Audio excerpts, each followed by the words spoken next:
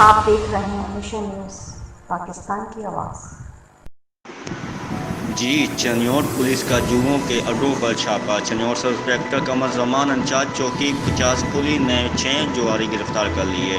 चन्योट मुलजमान चक number 149 में बज़ेर ताज जुआ खेल रहे थे। चन्योट मौके से दाव पर लगी रकम 7,600 रुपये बरामद। चन्योट मुलजमान सफदर प्यार असलम मोहसन अमीन और परवेज़ के खिलाफ थाना रजोया में मुकदमा दर्ज। District bureau chief Malik Masood Chinioti, Mission News, Chiniot.